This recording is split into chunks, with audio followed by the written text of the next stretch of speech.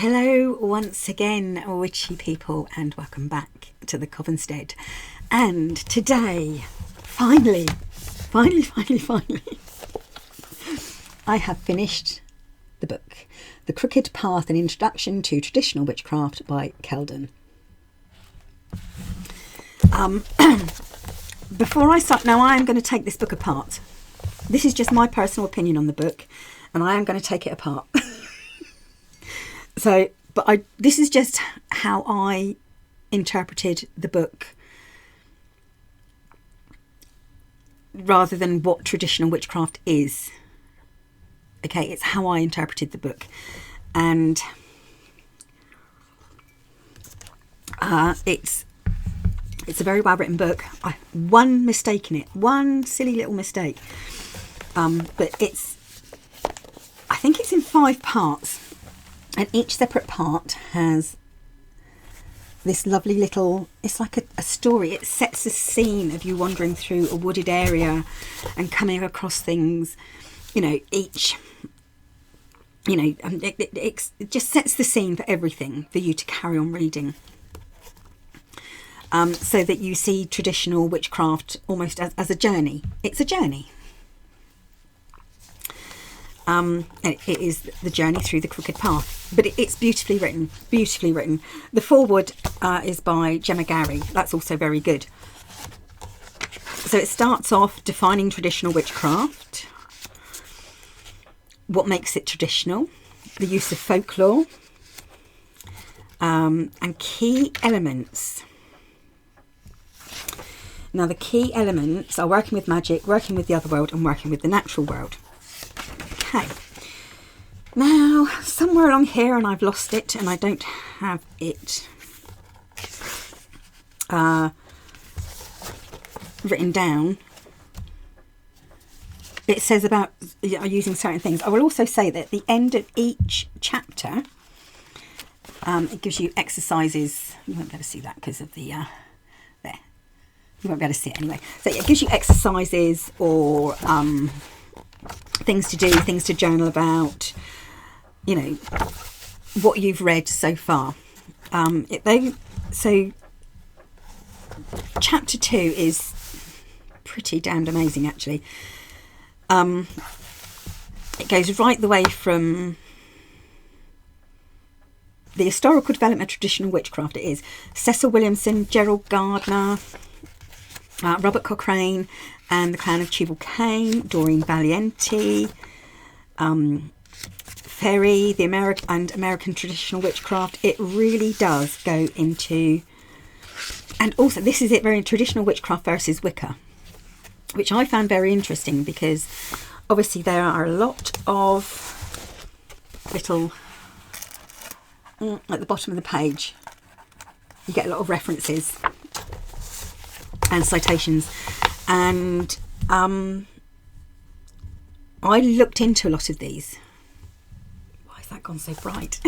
I looked into a lot of them and kind of did my own research through those. Now, the whole traditional witchcraft versus Wicca is quite interesting. It is... The information that Keldens gives here is wonderful, but if you look into it more yourself, you'll find a lot more interesting, and I will go into that further. Right, so part 2, you're still walking down this path, and it still sets the scene for you, and it goes on about basically magical basics and things like that. And then it says, so traditional witches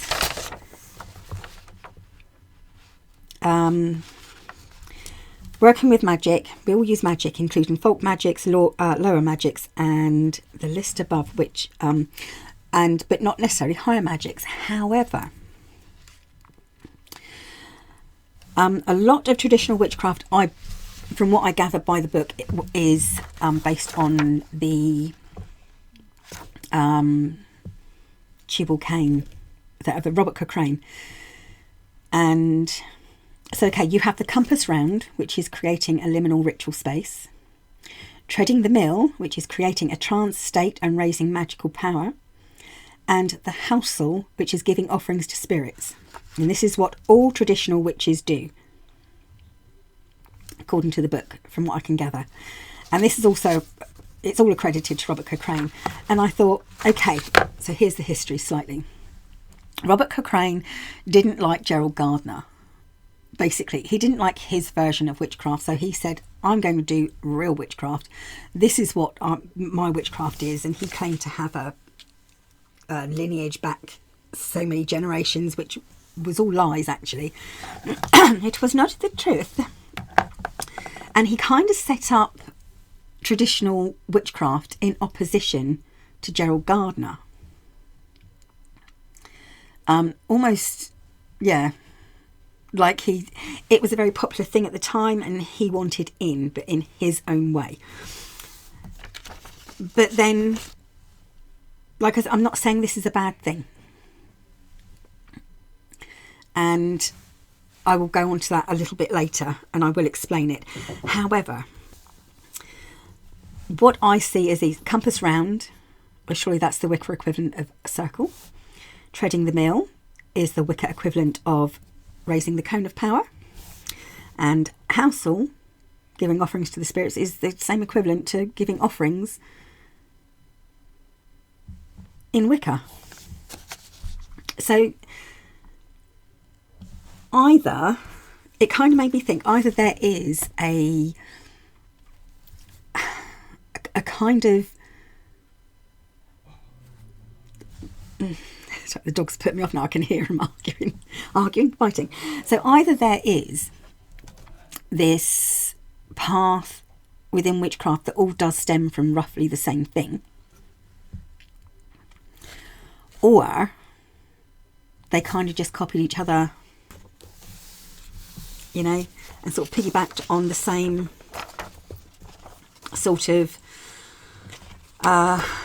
ideas. Okay. Like I said, it does go into it, Doreen Valiente and everything else. So, right, page 32 of the book. So most of the book, like I said, most of the book I found absolutely amazing. But when there's something I didn't quite agree with, or didn't, or I felt jarred a bit with me and didn't make sense to me, I wrote it down. So kind of, I'm writing down all the bad bits, but in general, I will tell you the book is pretty amazing, actually. So page 32 goes on about baneful magic. I think that's what it was called. Anyway, and I quote from the book, "For the longest time, and still today, witchcraft has been a path largely for the disenfranchised and those who have been marginalised and repressed." And I don't agree with this, but it's only something I can react to only through my own experiences. Okay, so I believe witchcraft is a path for those who seek answers to different questions. Okay, those that the questions that the Abrahamic religions and pure science can't answer. That's what I think witchcraft is. It is a path sought out by those who perhaps feel an affinity with their surroundings, nature, the moon, seasonal cycles, and the earth. So historically, witches may have been marginalised, but not always so. They were herbal practitioners, midwives, healers, and counsellors whom people turned to in time of need. They became pariahs and marginalised when they were accused of cavorting with the Christian devil, and thus accused of being witches because of that. And for a while were associated with this devil and evil practices. Okay, that's for one little statement. I had a lot to answer for it. I just don't think that it's, especially not today, I don't think that witchcraft is sought out by people who are marginalised.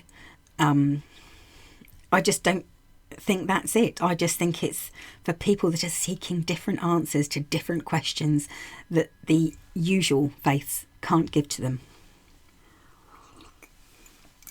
Okay, chapter 4. I might as well get the book out, hadn't I, and go through it. Chapter 4, page 46. Okay, yes, this is now this I'm going to come back to as well. So chapter 4, page 46 is about making a stang, which is a forked staff. Okay, so, and it says that after collecting the branch, and I quote, give thanks to the spirits with appropriate offerings such as honey or milk. And I just put in big letters, no. Many animals are lactose intolerant, and you know, you are putting into the land something that doesn't belong.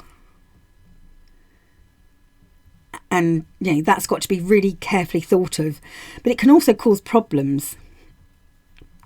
Obviously, and like I said, I'll talk about this as well. Further on in chapter 8, the writer, Kelden, explains that leaving food outdoors can have harmful effects on animals and ecosystems. So kind of like, you know, going against what is already said. However, according to the book, pouring offerings of drink into the earth is acceptable. And to this, I disagree once again. Because, you know, pouring drink into the earth, unless it's water, I don't agree with that. Further on to that, also, so on page 117, Keldens writes, it is imperative that offerings left outdoors are environmentally friendly. As I'm leaving bits out, as offerings harmful to the earth is a surefire way to ruin a good relationship with the spirits. And also in chapter 10, pages 146 to 147, he adds more common sense ideas that are less harmful to the environment, but maybe that was a little bit too late in the book, perhaps. We shall see. Okay. Then I was looking into kind of what Keldens was saying about traditional witchcraft, and the folklore that he references isn't the folklore that I reference to a large degree. And I just took this out of the paper today. And it says about how English Heritage have said fun-loving villagers in Alciston, East Sussex, which is not far from where my mother's side of the family come from, kept this practice of skipping on Good Friday, thought to help crops grow and bring luck to the fishermen, which I thought was lovely. So they want to re-establish this custom of skipping with a skipping rope, big skipping rope, lots of people jumping on the skipping rope on a Good Friday. And I just think, you know, eating hot cross buns is one thing, but, you know, exercise them off. I think that's a brilliant idea. So that's the kind of folklore that I kind of reference in my leanings, and a lot of old wives' tales, stuff that my grandfather had told me, of old myths and legends of the area and the land.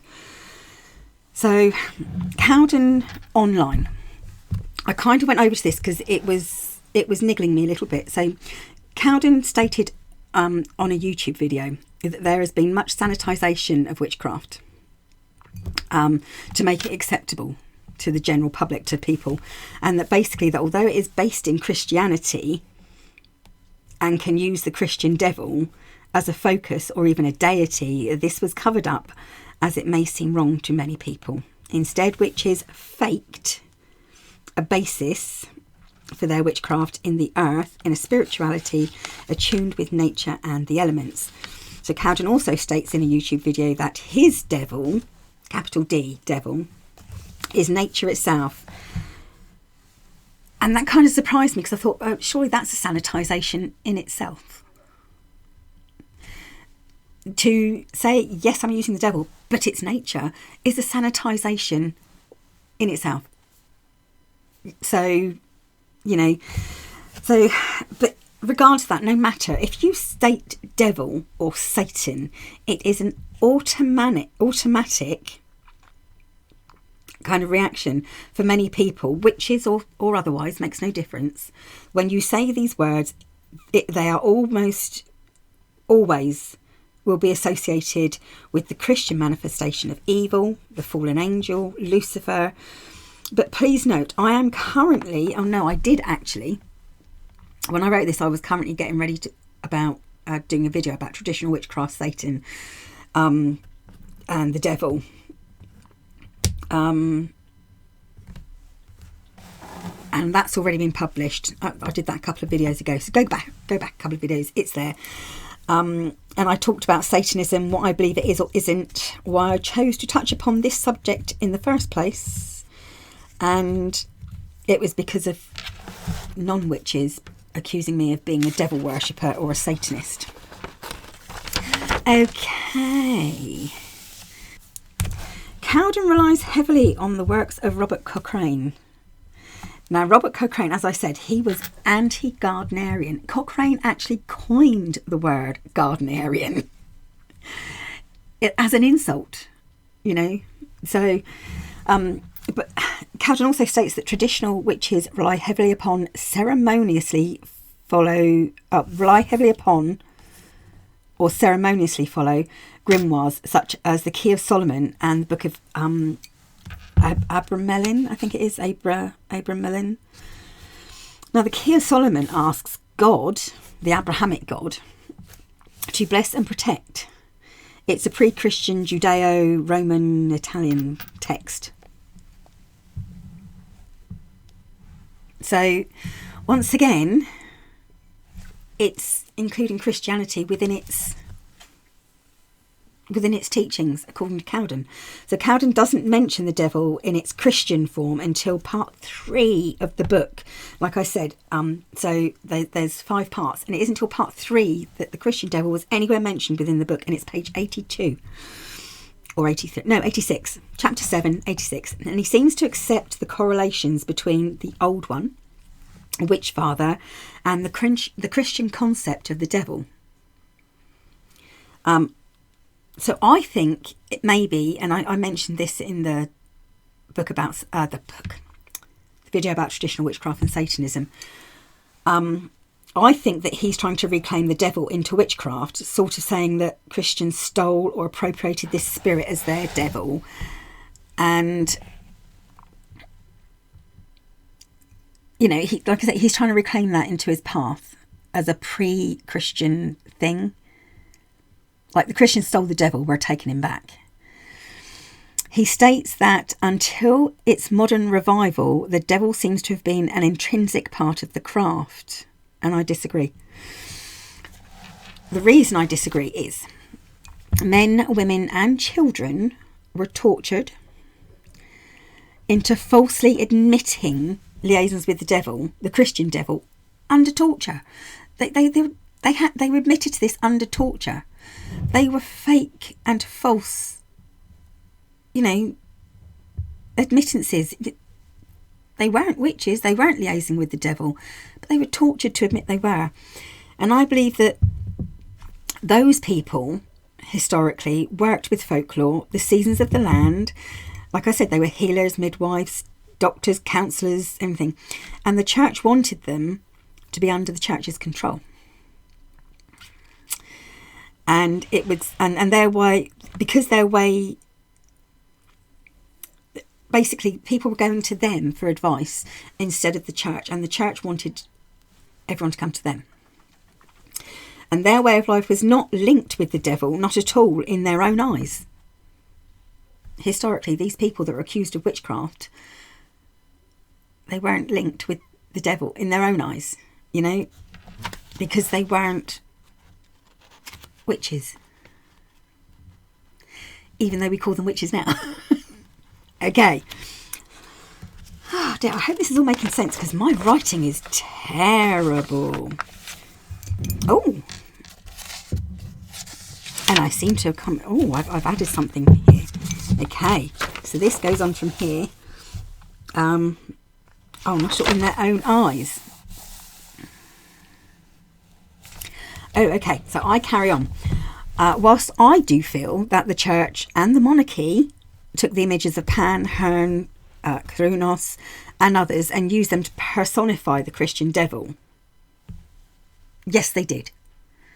Because Lucifer, was a beautiful angel. So why make it into this hideous, horned, frightening creature? And yes, so they did. They didn't steal the devil. They stole images of gods and spirits like Pan, and Herne is much, much later.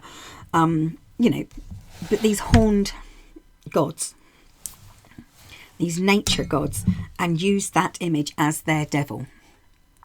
So in taking back the word devil, I don't think you really are. You're not taking it back, because you're just referencing the Christian devil. This is how I feel. This is how I kind of read it. So Satan, so to use the name devil, Satan or Lucifer, just seems to strengthen the church's view that witchcraft is inherently evil and aligned with their devil, because you're using their devil.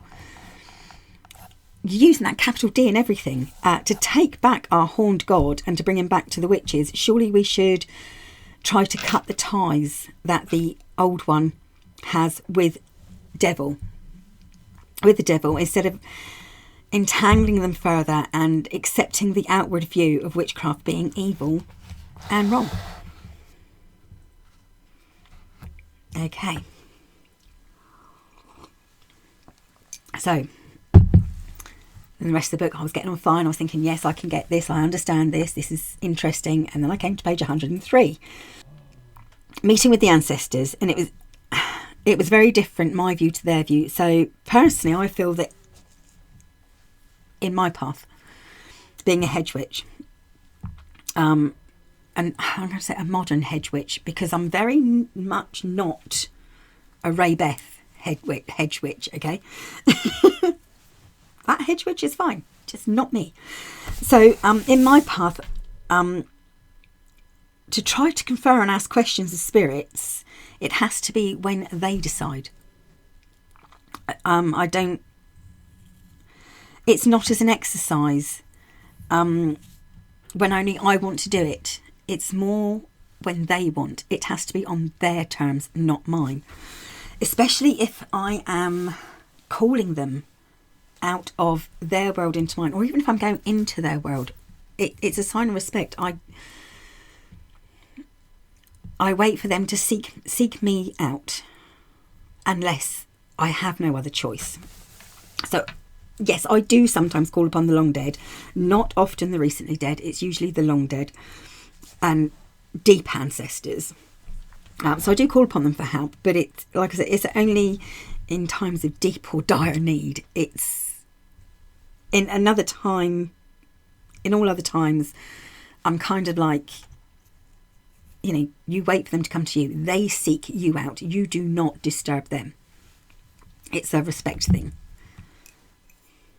Sort of. That's a generalisation, but that's kind of how I feel. So,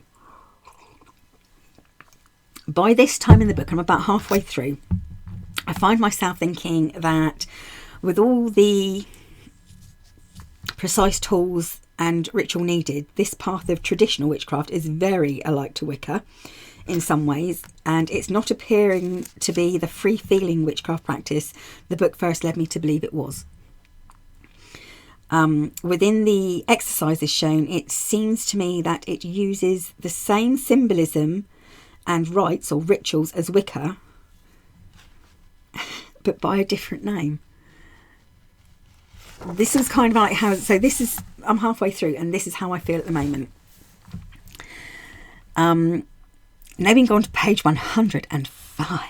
Now this, I may take a little while getting this, because I've kind of like written notes and put an arrow to somewhere else and written more notes and another arrow down and another arrow up. So bear with me. Page 105, referring to witches or witchcraft within the Bible, which they do. Like thou shalt not suffer a witch to live, and it goes on about witchcraft in the Bible and witches in the Bible. So it should be noted, as far as I'm concerned, that in the translation from Hebrew to English, words were used that didn't actually explain what the original Hebrew words actually were. what the original wording meant. One of those was witch. And when talking of a witch in the original Hebrew word, in the original Hebrew, the word is more specifically translated as one who kills by poisoning. And you've got to think about the same way, similarly, hell. Hell is a translation, and it can be traced back to the Hebrew word meaning, I don't know what the word actually is, but it means into the earth or below the earth. Okay, so it appears that traditional witchcraft is not based on folklore, but on witch trials. The witch trials of the 15th, 16th and 17th centuries, and what people admitted to within those trials and the torture and such like over the course of a couple of centuries, you know, as well as Wicca itself, as I've previously noted. So it's not so much based in folklore as the tales that witches admitted under, women, men and children admitted under torture when they were accused of being witches. Okay. And then it gets onto my favourite part, because I always thought traditional witchcraft was very akin to my own path, and it's not. I don't have the ceremony that traditional witchcraft has. It's just not for me. Like I said it the same about Wicca. I think traditional witchcraft and Wicca, and I will say this later as well, I'm actually pretty impressed with it all. It's something there with Robert Cochrane and Gardner and all the rest, and Alexander and all the rest of it. We owe them such a lot that they bring their versions of this ancient path into the modern world and made it acceptable. So Robert Cochrane's up there with Gardner and all the rest of them, you know, as far as I'm concerned. But then when it gets onto chapter 9, page 127 to be precise, we go on about hedge crossing. And okay, it says, in order for hedge crossing to be possible at all, you must have a firm belief in your ability to fly. And it doesn't really, in that part of the book, expand on it at all. And I think it needs to be made clear as to being able to free your ethereal spirit self or fetch and traverse to other worlds. You know, this is what he's trying to say. You have to have a belief in flying, but not that you're flying on a broomstick, or, you know, you can flap your wings and fly off. It doesn't make it clear that this belief in flying, not that I do it this way, I don't fly when I cross the hedge. It's just not needed for me. Yeah, it doesn't make it clear that it's your fetch, your spirit self, your ethereal self that flies or goes to other realms. Okay, further on in chapter 9, page, I have no idea, 129 maybe, exercise 29 possibly. It has this exercise called breathing down, and it's a really useful tool. But, there is a but, I think it's important to realise that it is harder to get out than it is to enter in to the other worlds with this breathing technique.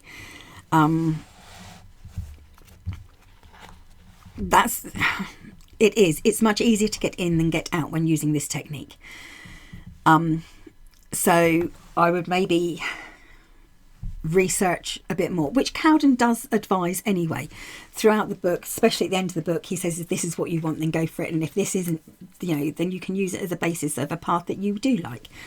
So, and then it goes on to further using I think exercise 30, page 129, talks about the world tree and seeing the different worlds as a tree, and the way he explains it is brilliant. And I may even use it myself. It was a really excellent way of linking the worlds, and almost like tipping the tree sideways and noting that they're all parallel as well as above and below. It was really, really good. So, like I said, and it's the world tree. Very, very, very, very good. So, page 131, also in hedge crossing, using I don't know what that word is. Using see, I was really upset about this because I wrote it so quick. I can't hardly read my writing. Page 131. Using entheogens, okay, which is substances such as drugs that cause a change in consciousness. And I just put WTF, exclamation mark, exclamation mark, exclamation mark.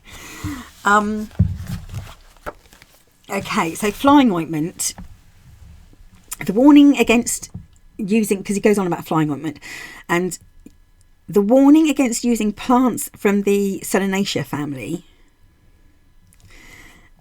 I think should be given at the beginning of the chapter, not at the end of this chapter on hedge crossing, or at least before the recipes are shared within the pages of this book. He does have recipes, and some of them do include some things that I wouldn't put on my skin.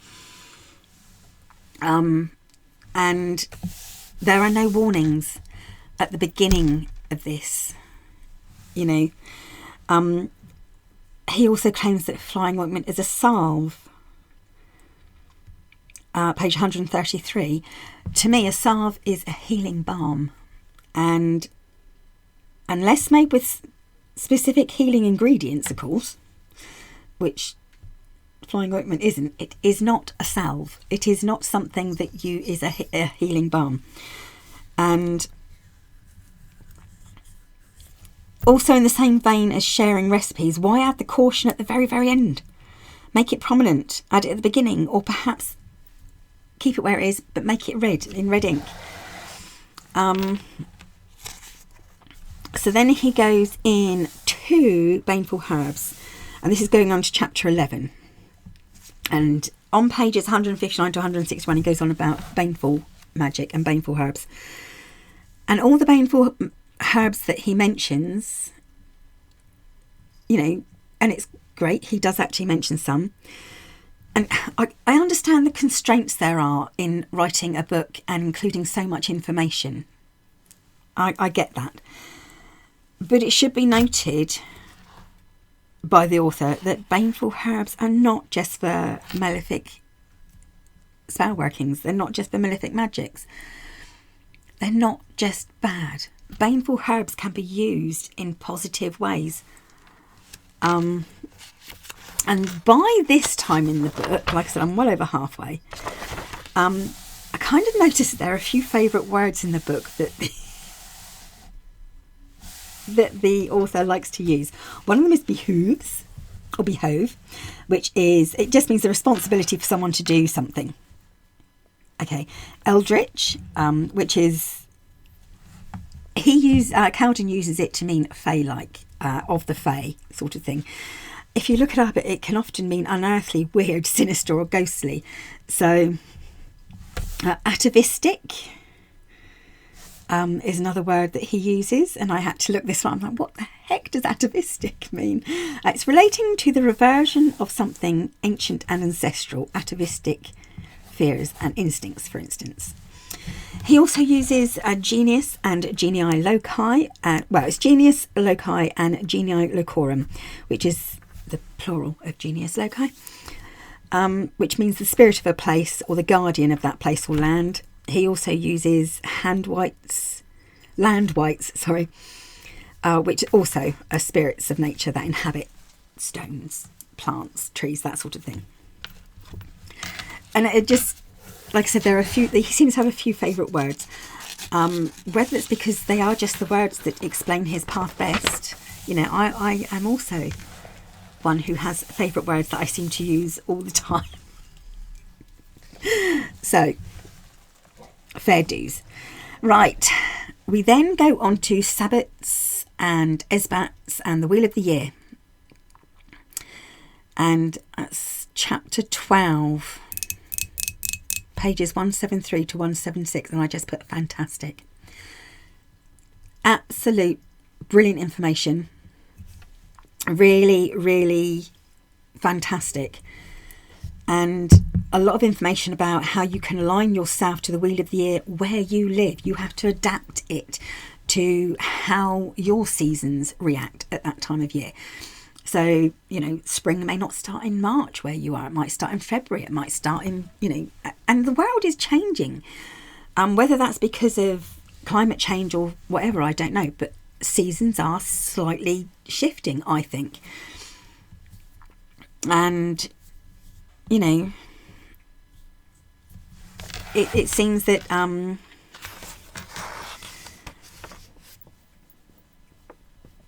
nothing's quite as it was. So I then kind of got up to finishing the finishing the book. And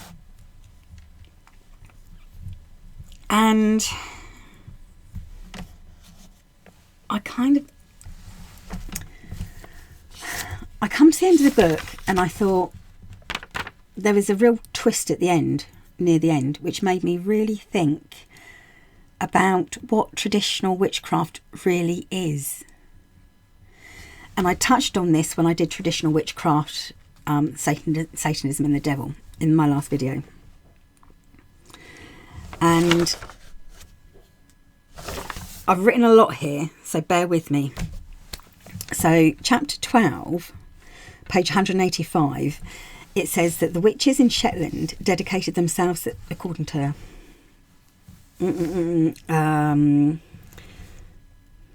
something Edmonston and Jessie Emmy Saxby, the home of a naturalist, 1888.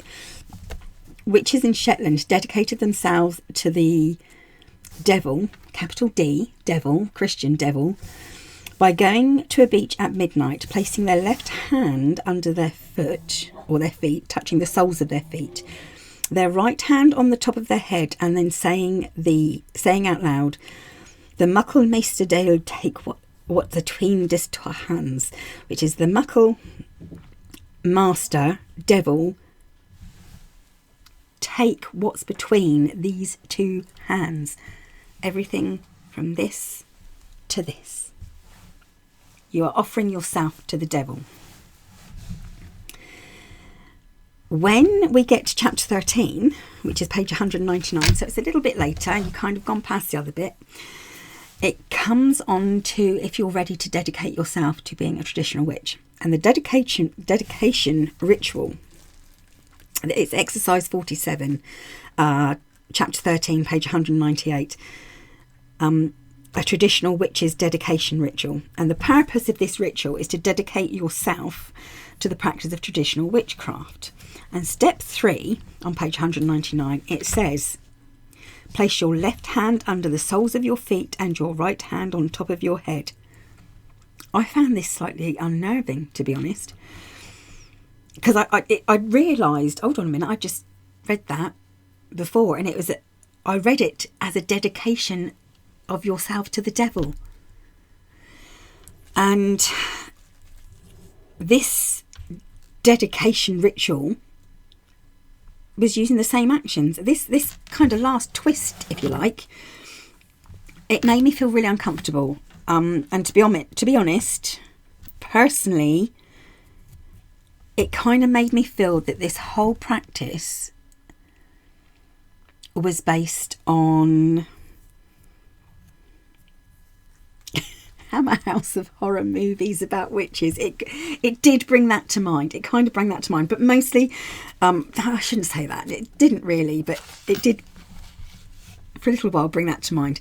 But it kind of made me personally feel that traditional witchcraft was to do with devil worship and the Christian devil, and how, you know, during the witch trials and the persecution of witches, they were They were made to admit, whether they were witches or not, they were made to admit that they liaised with the devil. And it didn't feel quite real to me. That suddenly traditional witchcraft didn't feel so real. And the folklore seemed to be only the myth and legend of the horrific tales surrounding the trials and assizes associated with the witchcraft trials, and like I said, the 15, 16 and 1700s. That's the only folklore that seemed to be in there. And then I wrote quite a lot more. Okay, so I kind of summed up the book finally from the last bit now, this way. So inasmuch the way that Gerald Gardner has been cited as inventing, being the father of Wicca or modern witchcraft, though he did claim to have been taught by certain people who had a lineage back of witches, like Dorothy Clutterbuck, I think was one. It seems from the reading of the book that the crooked path or traditional witchcraft was similarly invented by Robert Cochrane. It isn't something that, I don't know if anywhere it states that this is an ancient path. I don't think it does anywhere. But it seems from reading the book that the crooked path or traditional witchcraft was similarly invented by Robert Cochrane, that Robert Cochrane is the father of traditional witchcraft in the same way Gerald Gardner is the father of Wicca. And kind of Robert Cochrane did it, like I said before, as an opposition to Gardnerian witchcraft. He even invented the word Gardnerian as an insult. Cochrane himself actually did claim, as I said before, to have a long hereditary line, and that's all been refuted since. They know that's not true. And then I sort of asked myself, and like I said before, was Cochrane just kind of piggybacking on the popularity that Gardner was receiving, the success that Wicca was and kind of like, well, what was he doing the same as Gardner in that way? I think by reading the population, reading the people and what they wanted and needed at that time, and giving them something that is based on ancient texts and ancient paths, but his view, Robert Cochrane's view of it, rather than Gardner's. I think at that time people wanted a much more freeing belief system, a system of faith or a practice that was much more freeing than what the church could ever give them, which is why so many things became popular at that time. Like Anton LaVey got very, very popular, going obviously much earlier. But certainly sort of during the 40s, 50s and 60s, people were looking more towards something different. So,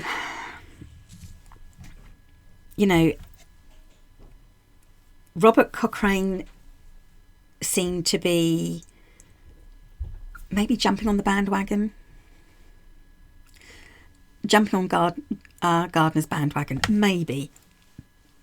It kind of, right, because whilst reading the book, The Crooked Path, I had to research a little bit on an awful lot of things. And within reading the book and then doing that little research, like I said, from all his annotations and notes that he's, and links and everything, I kind of like researched a little bit on a lot of things, and not in-depth research by any means, like Keldens obviously did with his book, the Crooked Path. Obviously there's a lot of research gone into that. What I personally think and feel, and the conclusion that I have personally come to about traditional witchcraft, is although I understand there is a lot more, like I said, to traditional witchcraft than just that one book. And the small amount of research that I've done through the book to other things, and all the footnotes and everything, I know there's more to traditional witchcraft than that. And as much as that is Keldens' view of traditional witchcraft, I would understand that there are, same as any other witchcraft path, 1,000 different witches, 1,000 different ways of saying this is the path I follow, and it may be the same path, but they'll follow it differently. You know, I think it's an amazing book. The amount of research that's gone into it and the way it's written to be able to make traditional witchcraft, because it is such a secret path. If you want to join a coven, it's not something that they don't advertise their covens. So for him to open up about traditional witchcraft and explain everything is brilliant. It's amazing. However, unfortunately, through reading the book, it's led me to believe that traditional witchcraft is not for me. And it is not similar to my path in many, many ways. Although on the surface it would seem that it's very, very similar to hedge witchery and sort of like crossing the hedge, because there's a lot of that in with traditional witchcraft. So it could be well suited to sort of like hearth and hedge witchery. Maybe not. For me, anyway. And like I said, it's been wonderful learning from Keldens. And I am very thankful to have that now extra bit of knowledge that I have. I hope I don't forget it, because you know what my brain's like. You know, it's been, you know, that extra information I have and that knowledge that I have has been amazing. And I kind of look at Robert Cochrane now very, very differently. I see him in the same way as I do see Gerald Gardner and other witches and coven masters and coven mistresses of the time, in that we owe him an awful lot for bringing witchcraft into a more popular and acceptable form and giving it to the people and sharing it. So yes, we have a lot to thank Robert Cochrane for in the form of traditional witchcraft. And like I said, and that's up there with Gerald Gardner. So traditional witchcraft to me is now up there with Wicca. It's there with Wicca in that it became an acceptable face of witchcraft when witchcraft wasn't acceptable. But for me, no, it's not a path for me, because it was just that last twist bit at the end with the hand on the head and the soles of the feet and everything in between you give. And it was used before in the book for the devil. And I know that when Keldens says the devil, he sees the devil as nature. But as I said before, is that his own sanitization of it to make it more acceptable. So he may claim that Wicca was a sanitization of witchcraft, but his version of traditional witchcraft could therefore be, in my opinion, from what I've wrote and what I've heard, also a sanitization, because he won't admit to openly saying this is the devil. But he used it with a capital D, and he references Christianity and the devil, and not that there's anything wrong with that. And I always have to add that there's nothing wrong with that. It just seems in the book, like I said, you get to, you know, part 3 before the Christian devil was even mentioned. But then it is, and it's referenced a lot. So there we go. The Crooked Path, a very well written book. I will admit that has thus made me realise that traditional witchcraft is not for me, which is fine.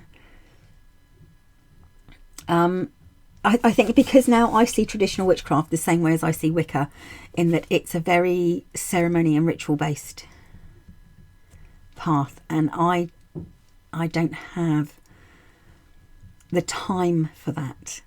I don't have the wherewithal to do all of that.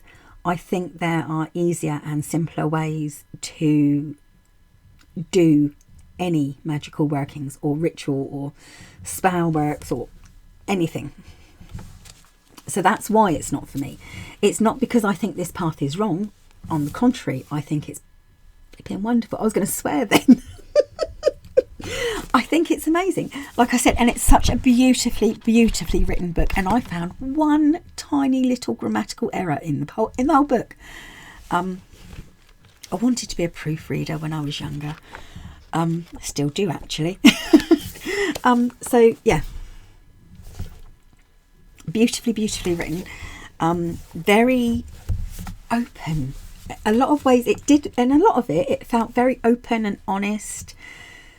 But then it kind of felt like, it almost felt like something was being hidden from me. And that was being hidden from me was the devil.